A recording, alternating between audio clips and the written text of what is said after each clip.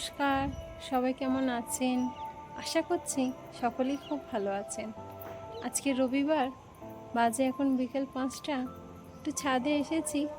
আজকেও প্রচুর বৃষ্টি, তো বৃষ্টিটাই থেমেছে, তাই ঘরে আর না থেকে ভাবলাম একটু ছাদে যাই। ছাদে তো ঘুরতে আসি, ভালোই লাগে, কিন্তু ছাদে একটু ফাঁকা থাকলে আবার একটু ভয়ও লাগে। তো ভয় লাগার কারণও আছে।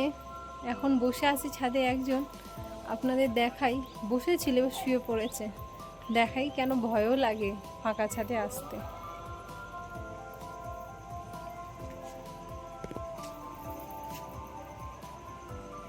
এই দেখুন, দেখেছেন? এই দেখুন কেন ভয় লাগে।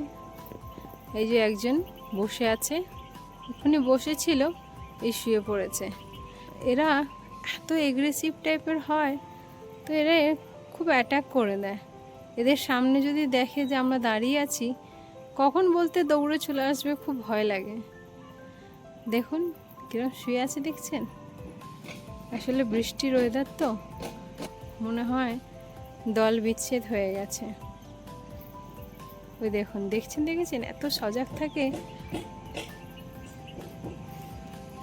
খুব ভয়ঙ্কর হয়। এরকম বড় ধরনের তো আমি আগে দেখিনি। আমাদের বাড়ির ওখানে আগে ছোটোবেলায় দেখতাম, খেলা দেখাতে আসতো, সে তো ছোট ছোট, কিন্তু এত বড়, এগুলো দেখেই খুব ভয় লাগে। একবার দুবার তো আমাদের রুমেও ঢুকে গিয়েছিল। রুমের ভেতরে ফ্রিজের ওপর কিছু ফল রাখা ছিল, সেগুলো নিয়ে আবার চলে গেছে। অনেকবার বাইরে জামা কাপড় শুকনো করতে দিলে সেগুলোও নিয়ে চলে যায়। কখনো বাইরে যদি জুতো দেখতে পায়, জুতোও নিয়ে চলে যায়, জিনিসপত্র নিয়ে চলে যায়। তো একটু ভয়ঙ্কর টাইপের। তবে এগুলো আবার এত বুদ্ধিমান, মেয়েদেরকে ভয় পায় না। যে একটু লম্বা লম্বা পুরুষ মানুষ দেখে, ডান্ডা নিয়ে একটু তাড়া করে, তাদেরকেই ভয় পায়। দেখছেন চারিদিকে।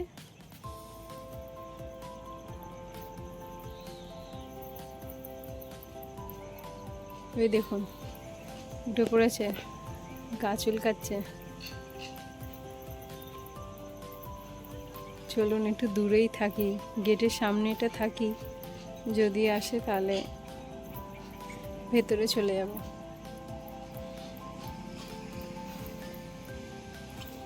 আজকের ওয়েদারটা খুব ভালো। ভাবছি আজকে গিয়ে একটু স্পেশাল পকোড়া বানাবো আর একটু চা খাবো। আজকে পুরো সানডেটাই বৃষ্টি দিয়ে কেটে গেল। এদিকে তো এই জলটা এখনও কমেনি, তবে এত বৃষ্টি হচ্ছে, এ কমতে অনেক সময় লাগবে। আর পাহাড় থেকে তো ঝর্ণার জল পড়ছে একদম দূরে, তবে একটু কমে গেছে ঝর্ণা জলের স্পিড। এই যে ঝর্ণা জলের স্পিডটা একটু কমে গেছে, তবে প্রচণ্ড বৃষ্টি হলে স্পিডটা প্রচুর বেড়ে যায়।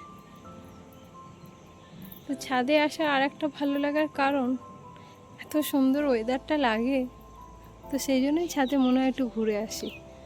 বিকালবেলাতে ছাদে আসার কারণ, বিকালে দেখি সমস্ত পাখিরা বাড়ি ফিরে যায়, আর সকালে যখন ছাদে আসি তখন দেখি সবাই এত সুন্দর আওয়াজ করে, নিজেদের মতো করে আওয়াজ করতে থাকে। চলুন তাহলে নিচে যাই, গিয়ে একটু চা আর কিছু স্পেশাল পকোড়া বানাই। বর্ষার দিনে তো চা পকোড়া ভালোই লাগে। চলুন। আজকে বানাবো একটু ভুট্টার পকোড়া। যে ভুট্টাগুলো সেই ছাড়িয়ে রেখে একটু জল দিয়ে ফুটিয়ে রেখেছিলাম, এগুলো তো কন্টেনারে ভরে ফ্রিজে রেখে দিয়েছিলাম, তো এগুলো দিয়ে ভাবছি আজকে একটু পকোড়া বানাবো। খুব ভালো খেতেও লাগে। তো প্রথমে একটু ভুট্টাগুলো নিয়ে নিচ্ছি, দিয়ে একটু পেস্ট বানিয়ে নেবো। হালকা করে বানাবো, খুব বেশি একদম পেস্ট করব না, যাতে একটু মুখেও পড়ে। এই ভুট্টার পকোড়াটা বানালে, যখন পকোড়াটা খাওয়া হয় তখন বোঝাও যায় না যে এটা ভুট্টার পকোড়া। এমনি সময় তো ছেলেকে দিলে তো খেতেই চায় না, অল্প বিস্তার খেয়ে বাকি তো আর খায় না। তবে এই পকোড়ার মতো করে দিলে ও বুঝতেও পারে না এটা কিসের পকোড়া, আর খেয়ে নেয়, আর ও খুব ভালোবাসে দেখে। তো এর মধ্যে একটু নর্মাল মশলা যেগুলো দেওয়া যায়, একটু বেসন দিয়েছি। বেসন দিলে তাহলে একটু ভালো করে চিট ধরে একটু ভাজাটা সুবিধা হবে, নাহলে কি হবে, এটা ভেঙে যেতে পারে চারিদিক। আর একটু পেঁয়াজ, আর একটু নুন, একটু হলুদ গুঁড়ো, একটু লঙ্কা গুঁড়ো অল্প দিয়েছি, একটু ধনে গুঁড়ো, আর বেশি মশলা দিচ্ছি না। কারণ আমরা একটু মশলাটা কমই খাই, আর কাঁচা লঙ্কা তো আমরা খাই না, ছেলেও ঝাল খায় না। চলুন, সব মাখা হয়ে গেছে, এদিকে তেলটাও গরম হয়ে গেছে।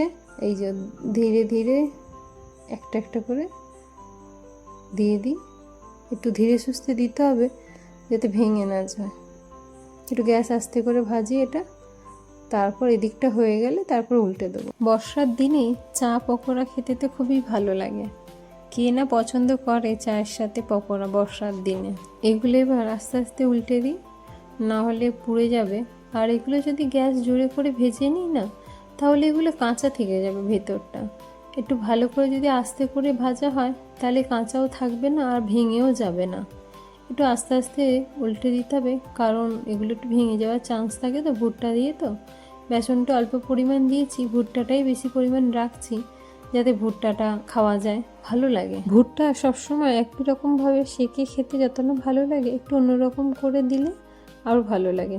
চাটা ফুটে গেছে, চলুন নামিয়ে নিই। এদিকে এগুলোও দেখুন খুব সুন্দরভাবে হয়ে গেছে। চলুন এগুলো তুলে নিই, গরম চায়ের সাথে গরম পকোড়া রেডি। চলুন গিয়ে একটু বসা যাক। এদিকে ছেলে তো গান জুড়েছে, কী গান গাইছে কে জানে। এখানে তো আর কেউ নেই যে সন্ধ্যের চা পকোড়া খাওয়া যাবে একসাথে, ওর বাবা আর আমি যে একসাথে সন্ধ্যের চা পকোড়া খাবো। চলুন নিয়ে যাই চা, একটু বসে গল্প করতে করতে চা পকোড়া খাওয়া যাক।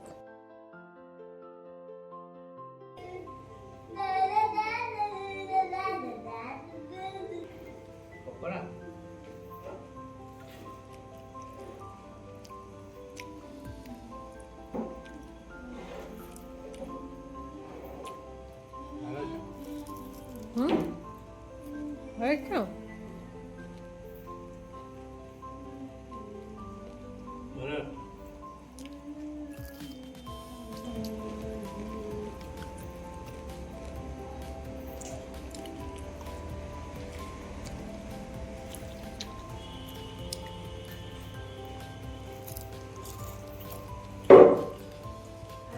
কিসের এটা?